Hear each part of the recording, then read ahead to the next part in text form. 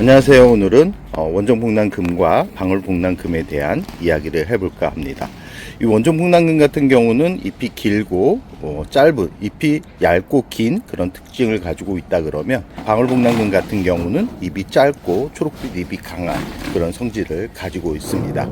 이 원종복랑금 같은 경우는 여름에 아주 강해 가지고 우리나라 계절에 크게 영향을 받지 않는다 그러면, 옆에 있는 방울복랑금 같은 경우는 우리나라 여름을 좀 힘들어해 가지고 많은 분들이 한때 재테크 식물로서 아주 좋아했던 그런 품종이지만, 그 여름을 참 힘들어하는 그런 과정 때문에 많은 분들이 키우고 싶지만 포기를 하는 그런 닭이라고 할 수 있습니다. 그러나 그 옆에 있는 현목남금 같은 경우는 잎이 길고 초록빛 잎이 강하고, 그러나 이렇게 노란빛 잎이 강해도 우리나라 여름을 힘들지 않게 보내는 그런 품종이기 때문에, 이 방울복랑금이 키우기 힘든 분들이라 그러면 원종복랑금도 꽤 괜찮은 그런 품종이라고 할 수 있습니다.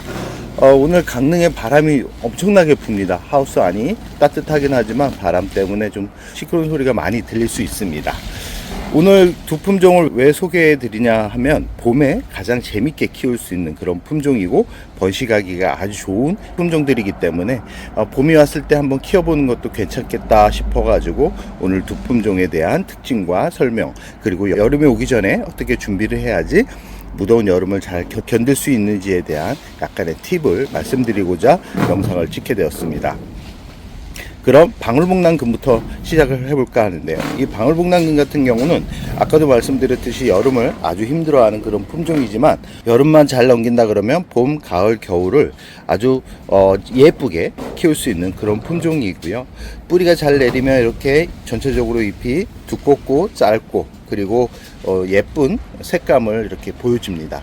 그래서 저 같은 경우는 봄에 꼭 분갈이를 해주는데, 분갈이 할 때 일반 분갈이가 아니라 뿌리를 거의 다 제거를 하고 새 뿌리를 내려서 분갈이를 한다라고 생각을 하시면 됩니다. 처음에는 자리를 잡는데 좀 힘들어합니다. 힘들어하지만 시간이 지나면서 뿌리가 조금씩 내리기 시작하면 뿌리가 전체적으로 성장을 하면서 여름을 이겨낼 수 있는데, 단 여름을 이겨낸다 그래서 이 지금 모습을 그대로 유지하는 게 아니라 어느 정도 잎이 떨어지면서 줄기만 남는 부분이 있는데, 줄기가 이 방울복랑금 같은 경우는 줄기만 남아도 가을부터 그 떨어진 부근에서 새로운 잎들이 나오면서 이렇게 메워집니다. 지금 이 방울복랑금 2호 같은 경우도 여름에 잎이 떨어져서 이렇게 복구된 그런 잎들이 나오면서 가을부터 지금 봄까지 꽤 많은 성장을 하고 있는 모습을 볼 수 있습니다. 이 방울복랑금 같은 경우는 자리만 잘 잡게 되면 성장도 아주 빠릅니다. 그러나 이 방울복랑금 같은 경우는 이렇게 전체적으로 올금을 보이는 그런 부분은 여름에 거의 다 떨어진다라고 생각을 하시고 너무 아까워하지 마십시오. 그러나 이 원종복랑금 같은 경우는 방울복랑금과 다르게 이 올금 부분이 나와도 여름을 이겨낼 수 있습니다. 단 분갈이를 제때 안 해주면 어떤 현상이 발생을 하냐면, 지금 이쪽 부분처럼 잎이 다 떨어집니다. 이런 부분은 이 부분에서 잘라야지만 새로운 자구가 나오는데, 지금 이 안쪽을 보면 새로운 자구가 많이 올라오고 있죠.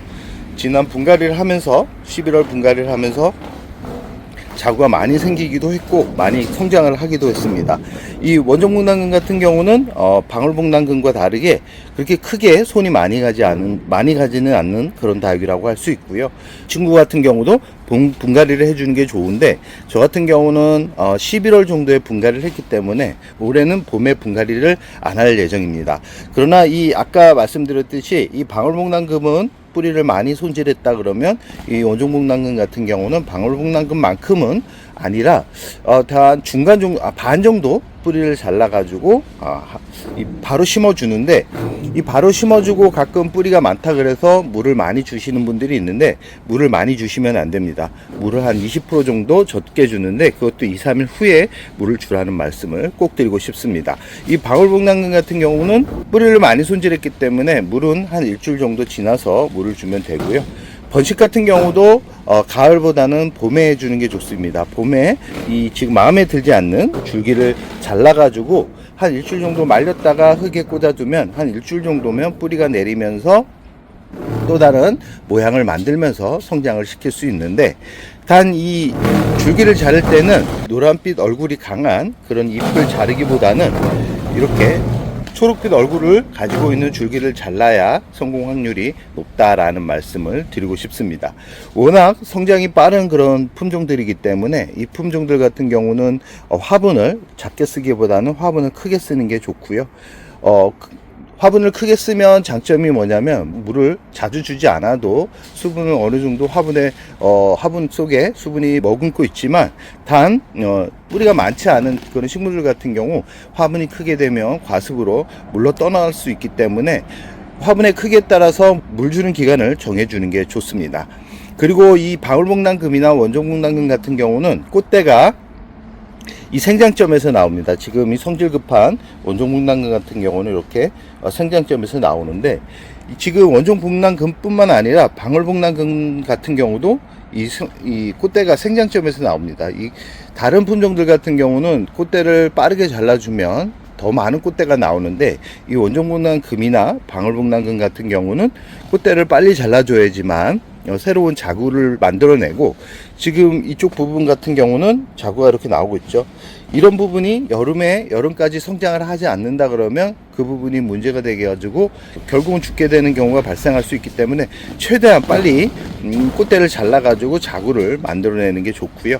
이 지금부터 3월 정도는 이렇게 햇살이 많이 들어오는 곳에서 얘네들을 키워도 되지만, 4월 정도에는 얘네들을 햇살이 하루 종일 들어오는 것보다는 은은하게 들어오는 공간에서 얘네들을 키워야지만 이 노란빛을 가지고 있는 잎들이 강한 햇살에 견디지 못해 가지고 떨어지는 것을 예방을 할 수 있습니다. 그래서 저 같은 경우는 지금 자리 같은 경우는 겨울에 배치한 자리들이고요. 이 자리 같은 경우는 이제는 햇살이 반나절 정도 들어오는 공간에 이 지금 보이는 품종들 같은 경우를 위치를 시켜둘 예정입니다. 이 두 품종 같은 경우는 100% 변이종인데, 지금 옆에 보이는 이런 무지성 방울복랑금 같은 경우는 이 초록빛 정상적인 잎과 노란빛 변이가 온 이런 모습들을 보이는데, 이 100% 변이가 온 이 방울복랑금 같은 경우는 키우기가 좀 여름에 좀 힘들지만, 이 무지성 방울복랑금 같은 경우는 노란빛을 가지고 있는 그런 잎들이 많지 않기 때문에 여름에 또 다른 이 방울복랑금과는 좀 다르게 쉽게 좀 키울 수 있지만, 이렇게 노란빛을 가지고 있는 부분들 같은 경우는 다 떨어진다 라고 생각을 하시면 됩니다. 오늘은 이 방울복랑금과 원종복랑금에 대한 이야기를 해봤는데요. 오늘 영상에 보이는 이 두 품종 다 참 키울수록 예쁜 품종들이기 때문에 한번 가져보는 것은 어떨까 하는 생각을 해봅니다. 그럼 오늘의 영상을 여기서 마무리할까 합니다.